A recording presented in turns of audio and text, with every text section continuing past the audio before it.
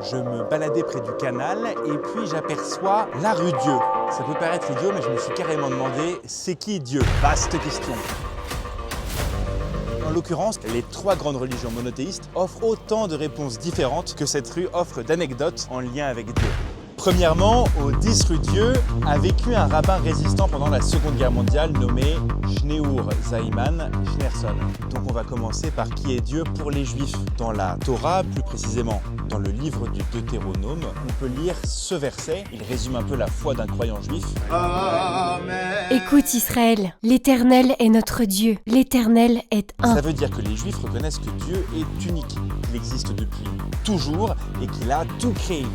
Il est indéfinissable, aucun mot ne peut contenir Dieu. C'est pour ça que dans la Torah, Dieu est écrit par un tétragramme, 4 lettres, sans voyelles, Y, H, W, H.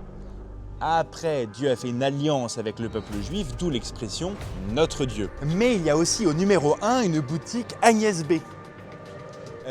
Quel rapport? Eh bien, la styliste et créatrice de mode française Agnès Troublé, fondatrice de la marque, se dit catholique. Et elle a tenu à installer sa marque ici quand elle a découvert le nom de la rue.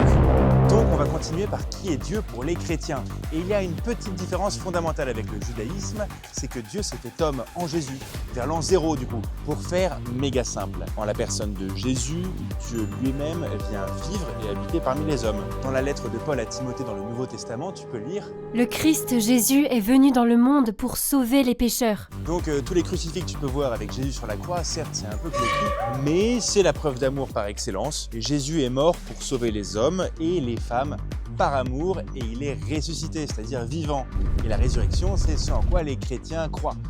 Et ce qu'ils espèrent, entre autres. Et pour les musulmans alors, rue Dieu, ça veut dire quoi? En islam, l'élément fondamental, c'est que Dieu est absolument un. On peut lire dans le Coran, sourate 112. Il est Dieu un, Dieu l'impénétrable. Il n'a pas engendré et n'a pas été engendré. Nul n'est égal à lui. Historiquement, l'islam apparaît au 7e siècle, à la suite du prophète Mohammed, à qui le Coran est révélé. Le Coran est intégralement révélé en langue arabe. C'est pour ça que les musulmans récitent leurs prières en arabe 5 fois par jour. C'est l'un des piliers de l'islam. Allez, on vous laisse lire la Torah, les évangiles et le Coran pour mieux comprendre tout ça.